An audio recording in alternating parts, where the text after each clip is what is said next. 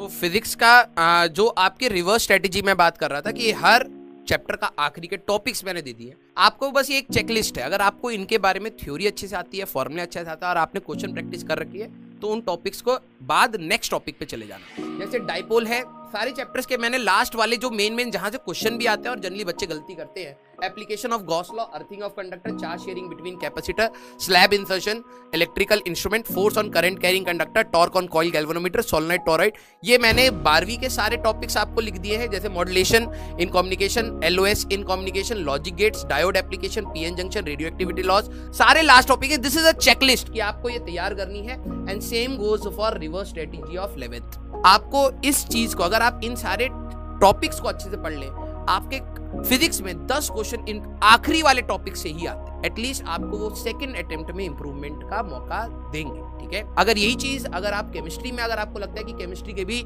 हर chapter का आखिरी, हर किताब का आखिरी, फिजिकल का आखिरी, इनऑर्गेनिक का आखिरी और ऑर्गेनिक का आखिरी आपने नहीं पढ़ा है, एक बार उल्टा पढ़ना स्टार्ट करना। क्योंकि आप क्या सोचते हैं कि सर मेरी तैयारी अच्छी नहीं थी, मैं स्टार्टिंग में पढ़ूंगा। आप वही गलती कर रहे हैं।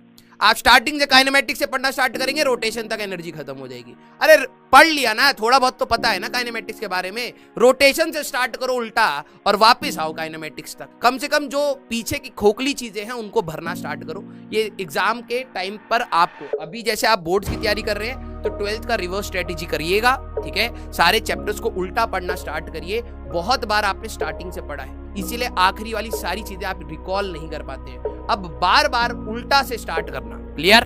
फिजिक्स की एनसीईआरटी के बारे में मैं बता दूं, फिजिक्स की एनसीईआरटी की जरूरत नहीं पड़ेगी बोर्ड्स के लिए भी और कंपटीशन के लिए भी। मैं आपको एक तरीका बता रहा हूं जो बोर्ड्स के लिए है, आपको अपने पीवाईक्यूज करने हैं, ठीक है।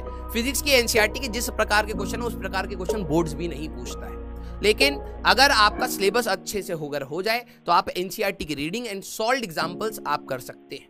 एक्सरसाइज वाले, मेन वाले आप क्वेश्चंस करना चाहें कर सकते हैं। हाईली कैलकुलेटिव होते हैं, समय आपका बर्बाद करेंगे। उससे बेटर है कि आप अपने पीवाईक्यूज लगा लीजिए। अब पढ़ने का भी मन नहीं कर। यही तो देखो, यही वो ट्रिगर मोमेंट है। अगर तुम ये सोच